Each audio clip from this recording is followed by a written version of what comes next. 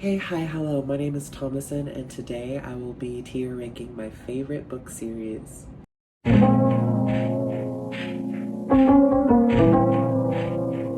So today's video will be the first of the Fun Friday series. I will be tier ranking all of my favorite series. So let's just go ahead and jump right into this video. So obviously I made the essential rankings. The rankings will go off as God tier. It's self-explanatory. It's the best of the best. Elite isn't like my ultimate favorite, but it was a favorite of mine. Iconic is self-explanatory, but it's in the middle of the rankings because it left enough of an impression and is definitely like worthwhile of a read. Solid is the equivalent of average. It was okay, it wasn't bad, but it wasn't the best. And then we have okay. For me, it's like, meh, it was okay. So first and foremost, I will be ranking the book that got me into reading, and that is The Hunger Games. Automatically, this book got tier. I'm sorry, like Hunger Games really was a story that got me into reading, and as I mentioned in my first video, I first found out about the story when I saw it in theaters, the very first movie. Went in blind, didn't know the series even existed, didn't know they were books. Katniss's story in this book, the immersion and the world building of Panem, the story, the compelling nature of it, the entertainment aspect, but also the important thematic elements and political undertones that Suzanne Collins so cleverly crafted in her characters and in the plot. This book was just a phenomenal start to an iconic sci-fi trilogy. I love it so much. Like, it's gotta be God tier just because of how it was my gateway book into reading, and also just it's so close to my heart. I've reread it like so many times I've lost count. Next up we have Catching Fire, which this might be an unpopular opinion. It's definitely, it's God tier, but I would consider The Hunger Games to be above that just because it was more innovative in how it was telling the story of the games with the Quarter Quell and all of that, the rebellion.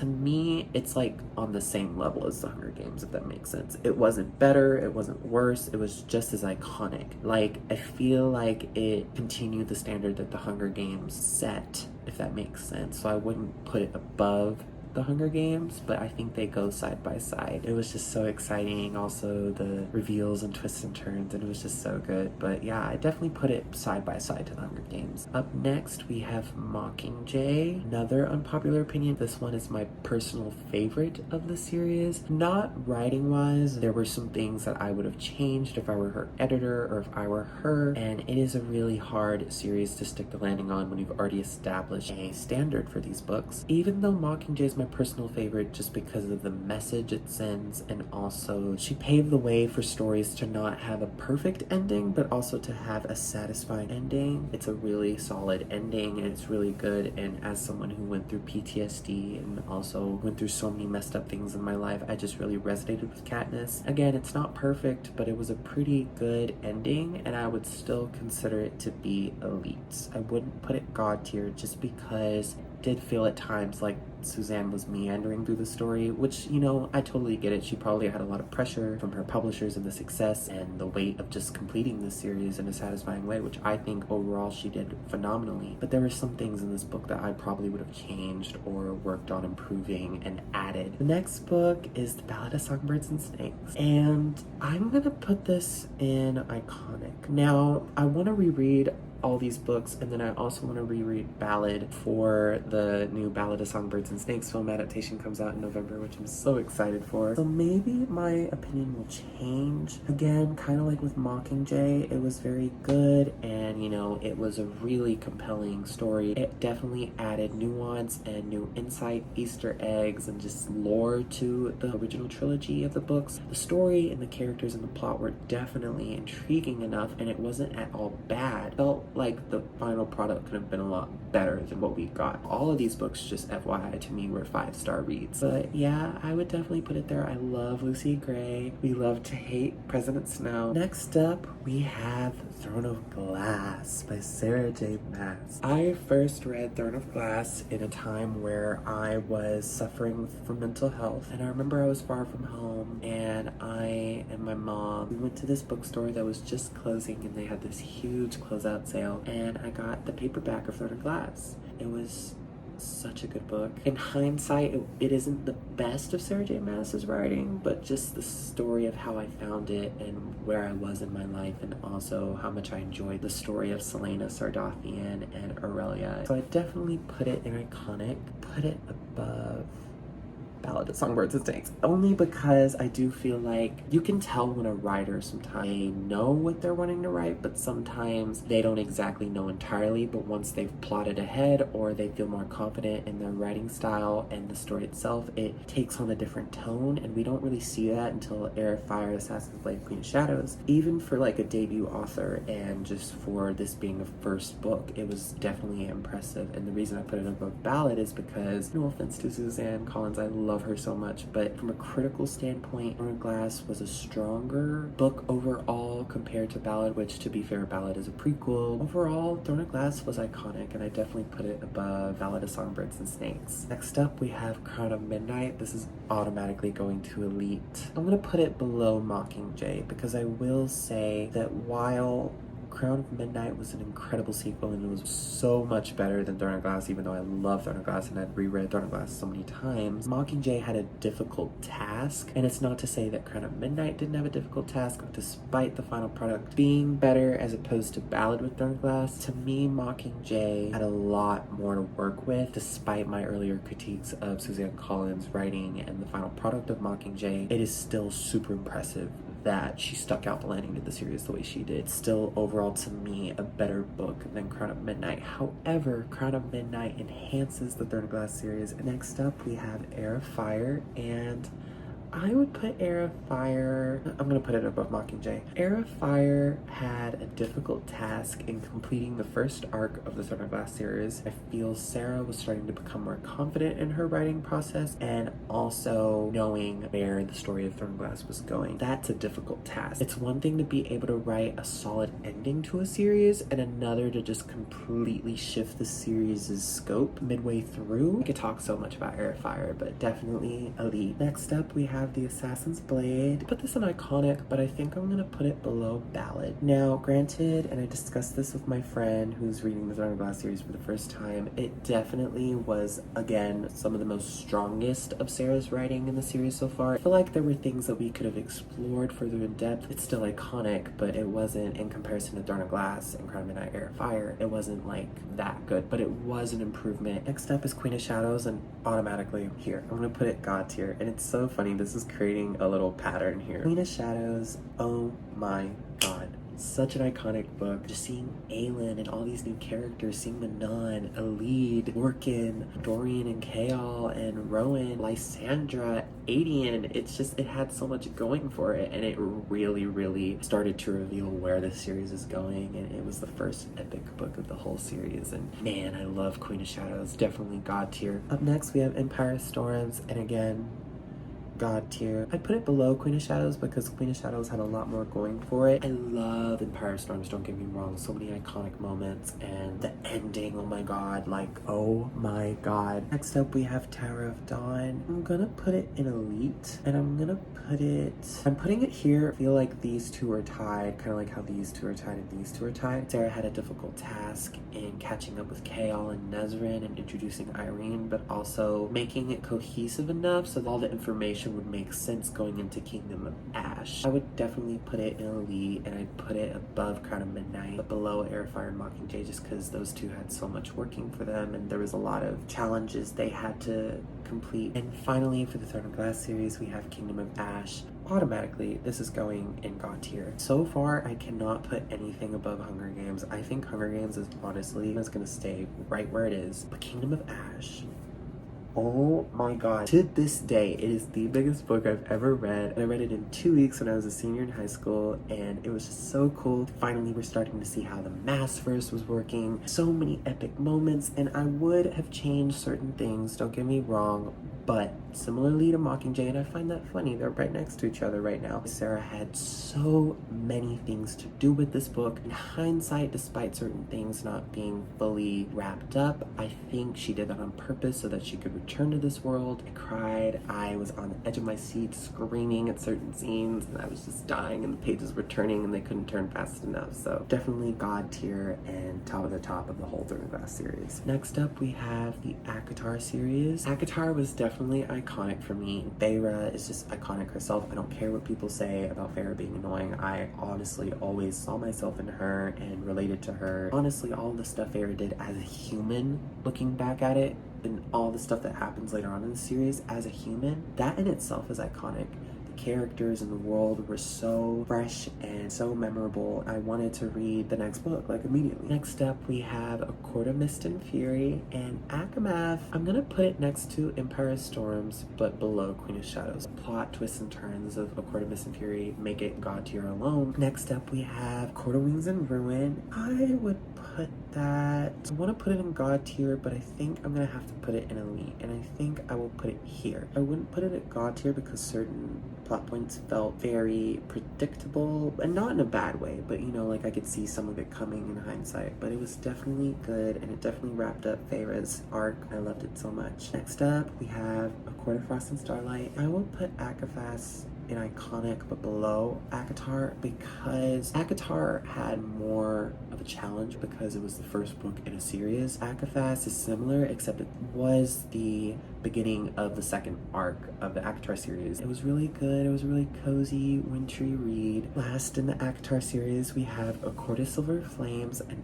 automatically I am wanting to put it right there next to Queen of Shadows. Again, Queen of Shadows, it just, to me, it had more going for it. Silver Flames, to me, was just so good, and I put it above Mist and Fury because, I'm sorry, but Nesta's character arc, no one can beat that. And I always liked Nesta. Like, I know that there were things that she did that I didn't like, but I just always could tell that there was more to Nesta's character, especially as we see in ACOWAR. But it's the happiest the characters are at this point, and there's so much growth with Nesta. Next up, we have the first of the Shadowhunter series. Cassandra Clare had recommended that you read them in publication order, and I tried City Bones so many times, but it just, something wasn't clicking, and so I decided to try reading it in chronological order at the time. So I will put Clockwork Angel in iconic and above Ballad of Songbirds and Snakes, but below Thorn and Glass, because Clockwork Angel had already had an established world. Tessa is just an iconic heroine, badass. Love the love triangle in this trilogy. It is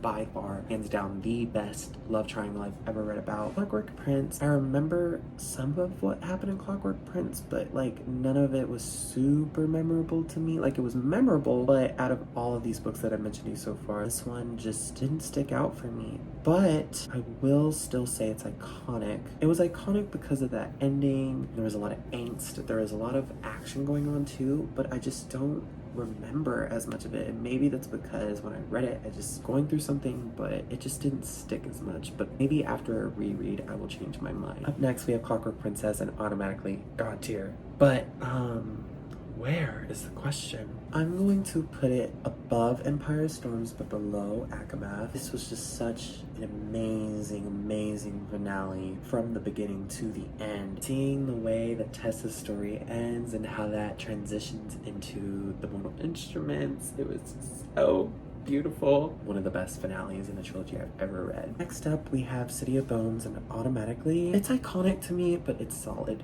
And here's why. You can tell Cassandra Clare's writing at this point wasn't bad, but something about this book, and I don't know if it was because I was too young, or like I said, I just had needed to read the Infernal Devices first before the Mortal Instruments. It just was so hard to get through. However, it's a really good book, and I still would give it 4 or 5 stars. I love the characters, don't get me wrong. I love Clary, love Jace, love Alec, love Simon, love the entire ensemble cast, Isabel, Magnus. I love them. I think this book had a lot going for it, and I think it was written the best way it could be, don't get me wrong, but I just feel like Cassandra Clare's writing wasn't as strong and complex as it now is today, and I feel like with her writing skills, she could have produced this book in a better way that would just enhance the experience and make it more readable and accessible for new readers. But definitely solid and still iconic to me, but I just wouldn't put it in the iconic tier. Next up we have City of Ashes, and honestly this one was solid too. I'd put it below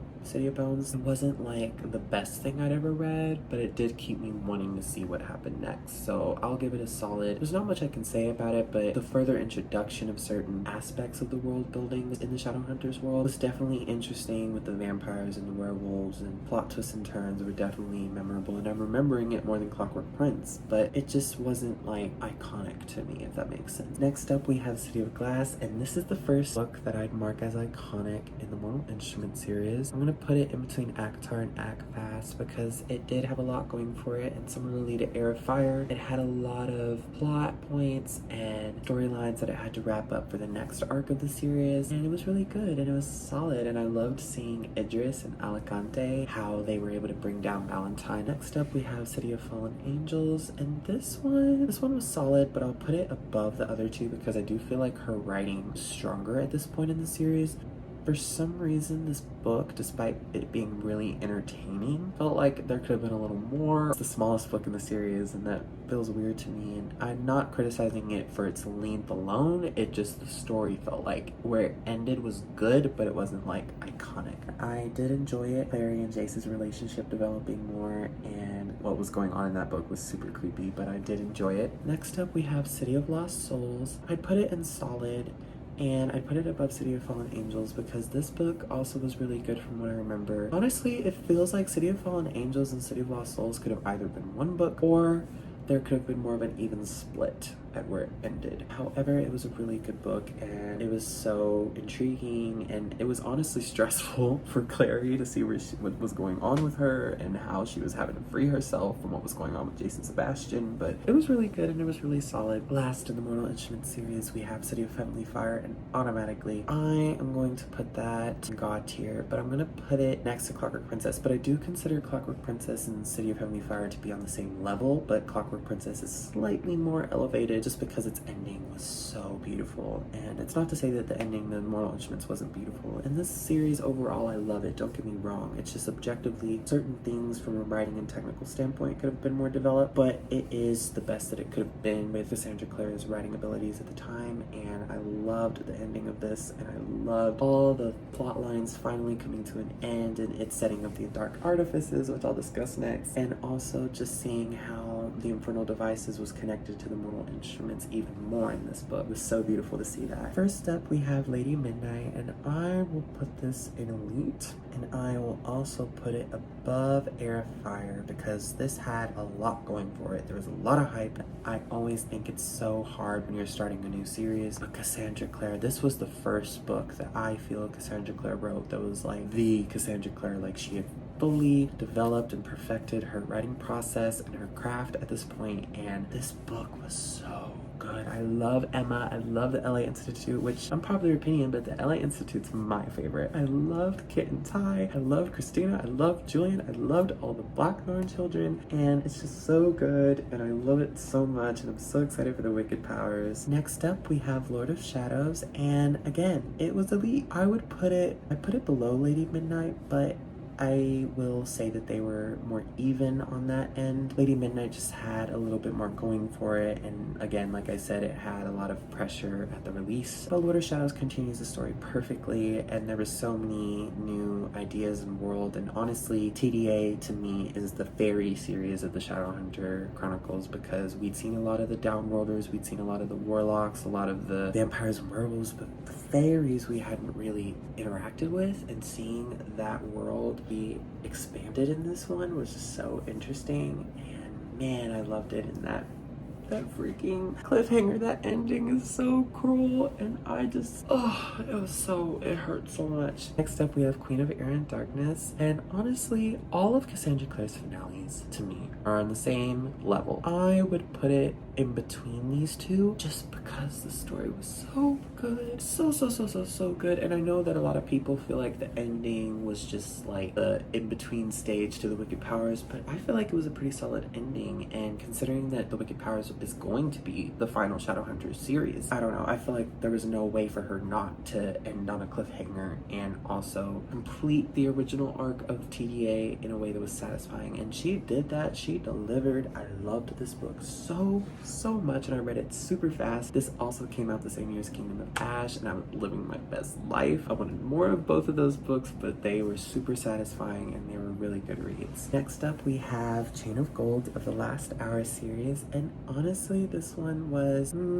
I gotta put it in God tier. I'm sorry. Honestly, I would put Chain of Gold above Clockwork Princess. I actually loved The Last Hours a lot more than the Infernal Devices, and honestly, this is Cassie's strongest writing in the series, in my opinion. And The Last Hours focuses on the children and next generation of the Infernal Devices characters. It was so good to see like their stories, but also catch up with those characters. And I loved Cordelia, loved Lucy, loved James, loved the Merry Thieves, loved everything. Chain of Iron was also God tier.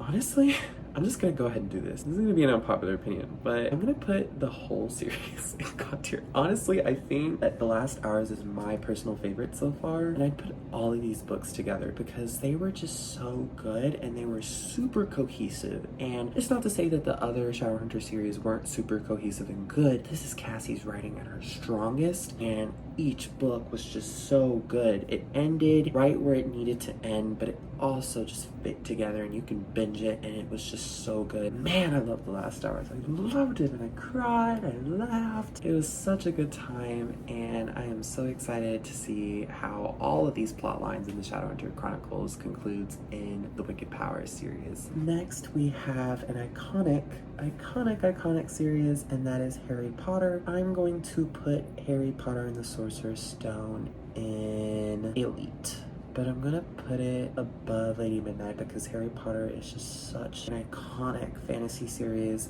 and it just, need I say any more about Harry Potter? So long I hadn't been able to read Harry Potter because my parents just came from a religious background and they just didn't, want me to read those books until I was older, but I finally read them when I was in high school and they were all so good. But I definitely say that Sorcerer's Stone is elite. I just wouldn't put it in God tier because even though it was really good for a first book, it just wasn't God tier to me yet. Next, we have The Chamber of Secrets. I would put that right next to Sorcerer's Stone. It's still, like I said, I think they're on the same playing field. It also just still wasn't like God tier to me just yet. Next up, we have Prisoner of Azkaban, and honestly, I'll put that above the first two books. Prisoner of Azkaban, man, the introduction of Sirius Black and starting to see the characters get older, and the way that J.K. Rowling plotted this with the time travel and all of this, her world building is immaculate. This book, I don't know, it just started to seem really good. Not that the other two books weren't good, but this one was like the first one. I was like, okay, I see what's going on here. Next up, we have Harry Potter and the Goblet of Fire, and automatically, I am putting that in God tier. I'm gonna put it above the Last Hours trilogy, but below Akamath, and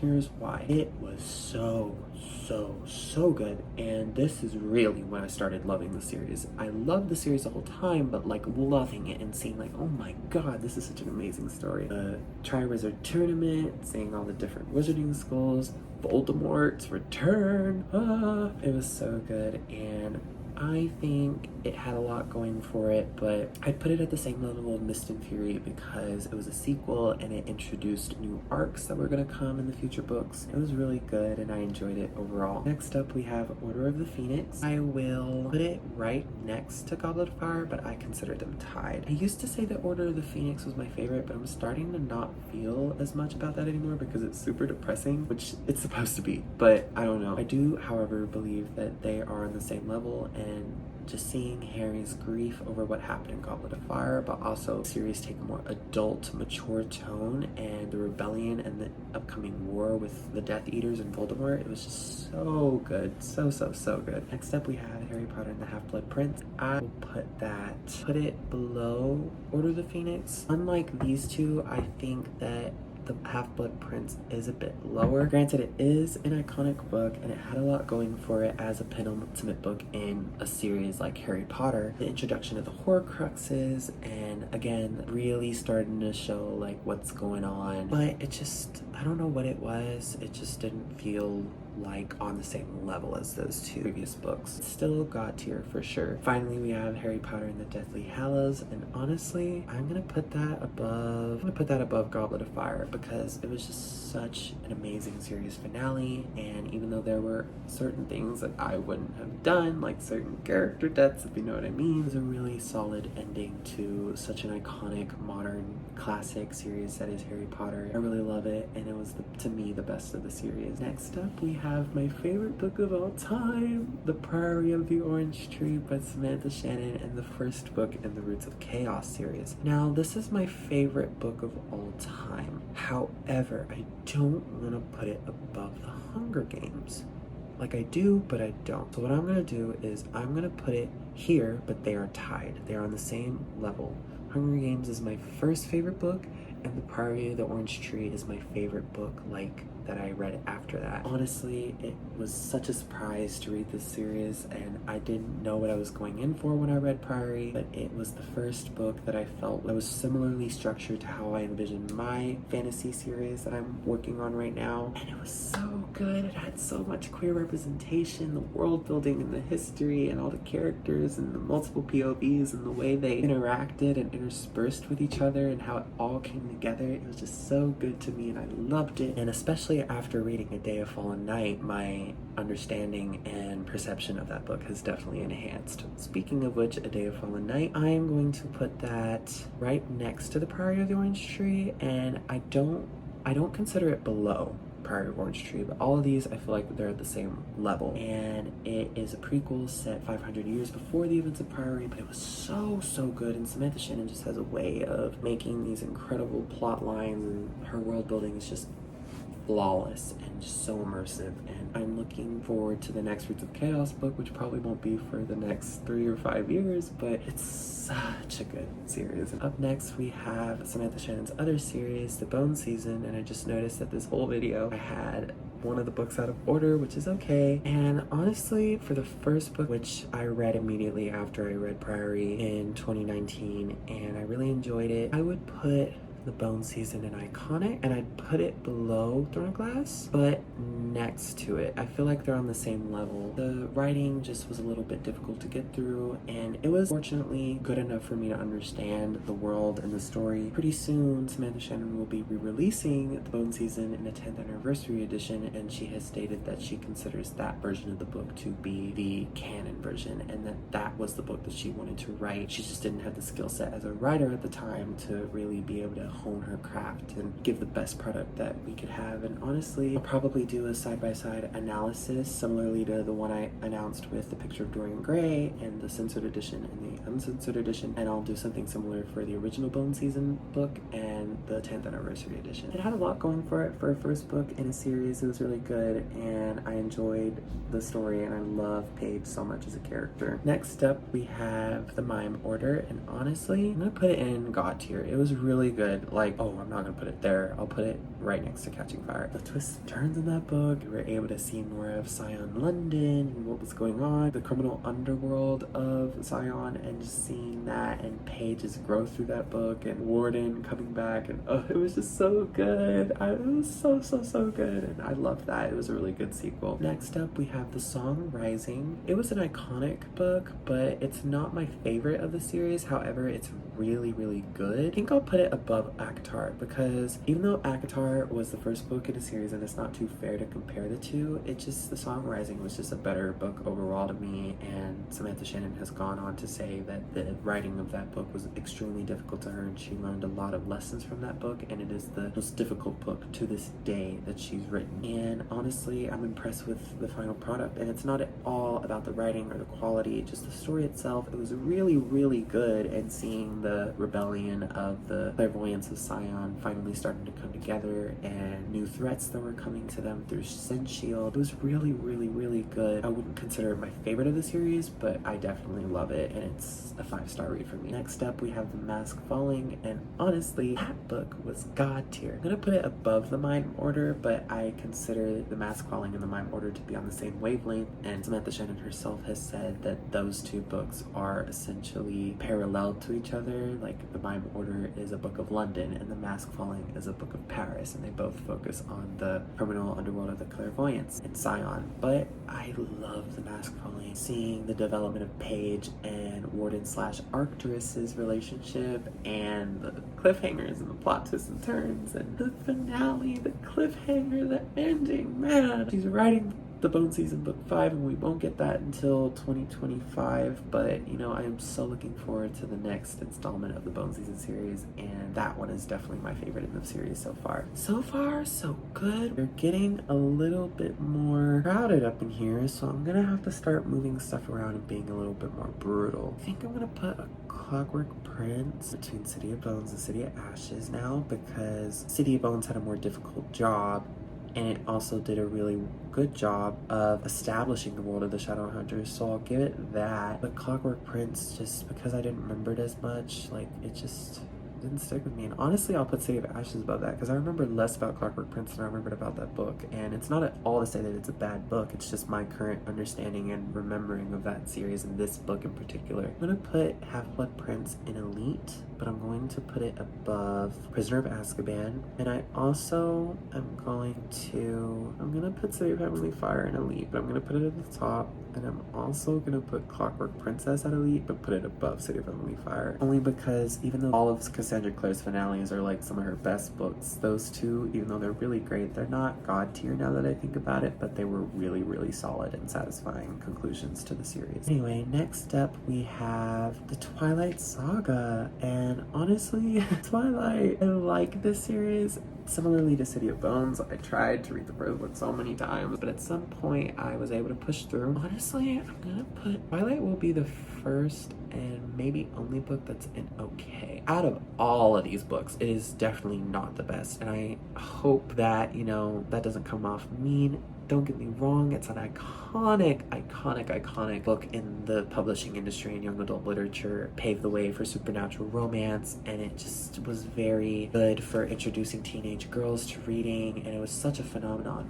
But the quality of the writing, though better than most people make it out to be, wasn't the best that I'd seen in the series, and the story itself, while compelling, wasn't the best that I'd seen in the series either. So I'd put it in okay, but I loved Bella, and honestly, Bella's my favorite character, book Bella, and I love her a lot. I liked her relationship with Edward, and I liked her introduction to the vampires, and it was pretty good. Next up, we have New Moon. New Moon is probably my favorite next to Breaking Dawn, so I'm gonna put New Moon in Elite. However, I'm gonna put it at the bottom because, again, no offense to Stephanie Meyer's writing, but because this story is set in a contemporary setting, but it also is technically fantasy, it just didn't have as much world building as these other books have. But I would also put it above the other books because it did have a lot going for it, and it's honestly one of my favorite books in the Twilight Saga, with the introduction of the werewolves and Jacob becoming a more prominent character, and just the whole thing was really, really good, and I loved it. Next up, we have Eclipse. I'm gonna put Eclipse in solid, but I'm gonna put it at the bottom. It wasn't as bad as Twilight, but it wasn't as good as New Moon, if that makes sense. Now, there were better action plot points, and there was a lot going for it, but I didn't really care for the love triangle, and I felt like Bella always knew that she wasn't going to end up with Jacob, and Jacob does some questionable things in this book, which Edward does too, and obviously the whole love triangle was really complicated, and all three of them had a lot of flaws, but I just didn't care for the love triangle, and I knew that Bella was going to choose Edward anyway, so it was a good book though, and I did like the newborn plot line, her realizing that she wants to be part of the vampire world, and her getting engaged, but it just wasn't my favorite, but it wasn't the worst of the Twilight series. And last in the Twilight Saga, because I have not yet read Midnight Sun, but I really want to soon, is Breaking Dawn. And Breaking Dawn, I will put above New Moon. Now, this one is the best of the series in terms of technical writing, in terms of plot, character, and world building. We learned a lot more about the other covens that were in the vampire world, and we also saw more of the Volturi, Renesmee's birth, and Jacob's character arc was really good. Now, the only critique I have for this book is Renesmee and Jacob. I'm really hoping Stephanie Meyer will surprise us in the next 2 Twilight books and reveal that Renesmee does not want to end up with Jacob and Jacob fall in love with someone else, because it would just be really icky, but it also would be super predictable at this point. But I really liked it, and it was a good series finale, and it was honestly my favorite of the series. I put it in elite for sure because we met some iconic characters too. And finally, guys, The Secret Shanghai Universe by Chloe Gong. This is the most recent series that I'd read for the first time and really fell in love with. For these Violent Delights, I put it in solid, but I'd put it above all of these books because for a debut, it was really good, and it was still to me a 5-star read, but some of the writing styles and the writing itself wasn't the best that Chloe Gong had, which is fair. It was a debut novel. I think it was a really good book, and I loved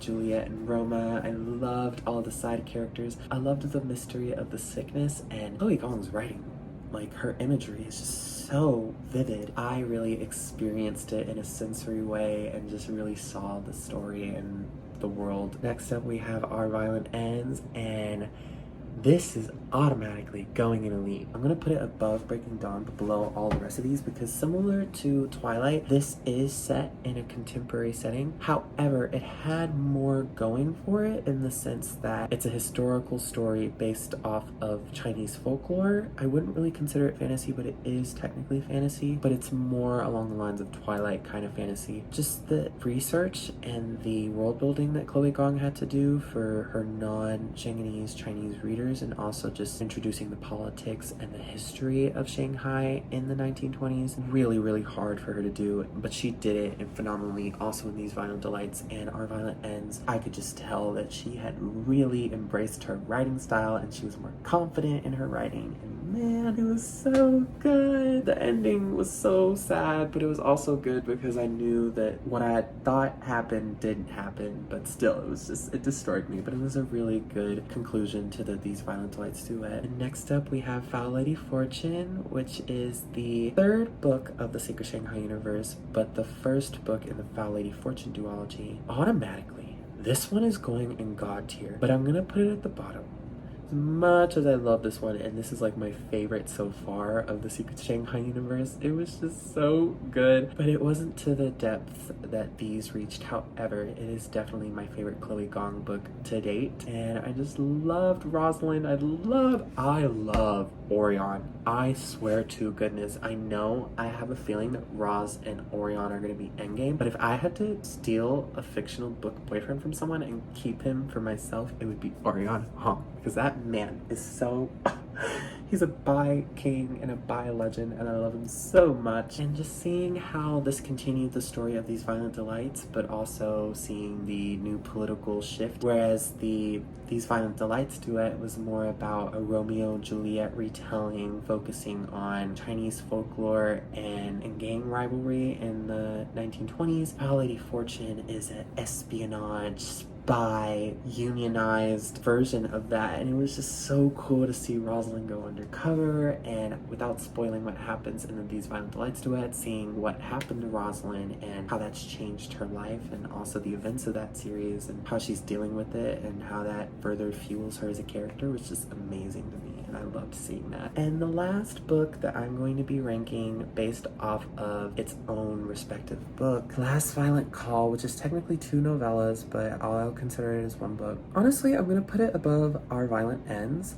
but below all these other ones. Again, like I said, the world building and the depth that Chloe Gong had to do and the research was really difficult, and also tying this into the plot line of Foul Lady Fortune so that she could set up the finale of the Secret Shanghai Universe and the Foul Lady Fortune duology in Foul Heart Huntsman, which I'm so excited for. Super impressive feat, not at all easy. Seeing beloved characters in this and how they were doing, and also how they're tied into Foul Lady Fortune and how they're gonna appear and be set up to appear in Foul Heart Huntsman was just so amazing, and I loved it, and I read it in like a day, so it was really good writing. And although it's not my favorite of the Secret Shanghai Universe, it definitely is up there with Foul Lady Fortune. So here you guys have it. That is my tier ranking of my favorite series by each book.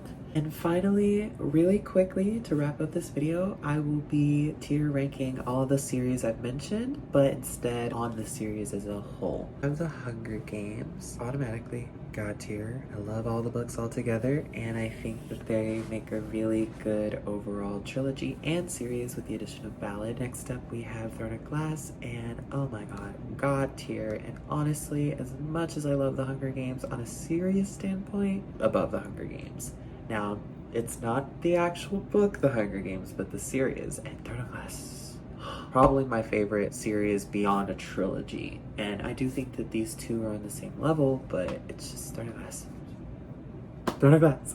Next up, we have ACOTAR, and I think I'm gonna put that one, I'm gonna put it below Hunger Games, but I think these all three are at the same level. ACOTAR was really good, and I just love it so much. I don't know, just to me, for some reason, whatever reason, I'm wanting to put ACOTAR below Hunger Games and Throne of Glass, but I do love all three of those series together. Next up, we have the Infernal Devices, and honestly, I'm gonna put that in iconic. I wouldn't put it in elite because ranking these books individually made me realize that even though I love the Infernal Devices, loved Clockwork Angel, but Clockwork Prince just wasn't that memorable to me now that I think about it. So I'm gonna put it in iconic because it is iconic and it does have the best love triangle of all time. And the way the series wraps up is beautiful. However, I just wouldn't put it in elite or God tier. So I'm gonna put it in iconic for now. Next up, we have the Mortal Instruments series, and I am going to put that one in solid. It's my least favorite of the Shadowhunter series, and it's the weakest. However, it was really good. It was a really good Shadowhunter series overall.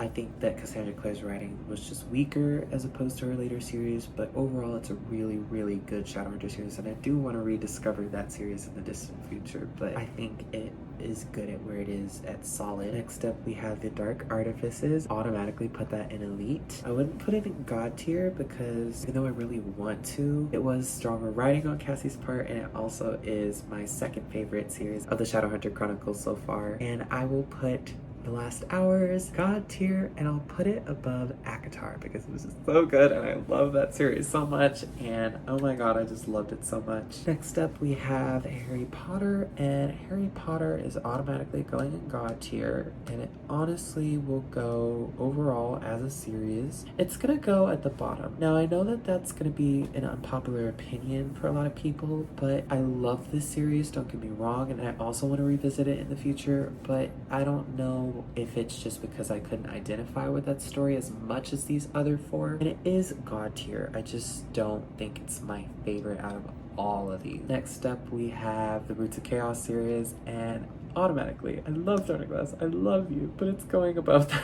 Now, these three are all like at the same level, don't get me wrong, but man, for these to be the first two books, it's gonna become probably my favorite fantasy series of all time once it's complete. Next up, we have the Bone Season, and I'm gonna put the Bone Season in iconic. I will put it above Clockwork Angel because new world, totally new story. This was Samantha Shannon's very first work, and also there was a lot going for her as a debut author at the time, but I'll put it above Clockwork Angel because it is iconic, and I love Paige. Even though it's not the strongest out of all these series, it's really, really good, and it's one of my favorites. Next up, we have Twilight Saga, and that's gonna go in okay. Even though I feel like it is more of a solid series, it's just out of all of these series, it's the least favorite of mine, but it is still a favorite, and it's the weakest, but it's a really good series, and I do love it, and I love Bella, and I love Edward, and I love the vampires and werewolves, and just seeing how that story continued to evolve throughout all four books. Next up, we have the These Violent Delights duet. I'm going to put this one,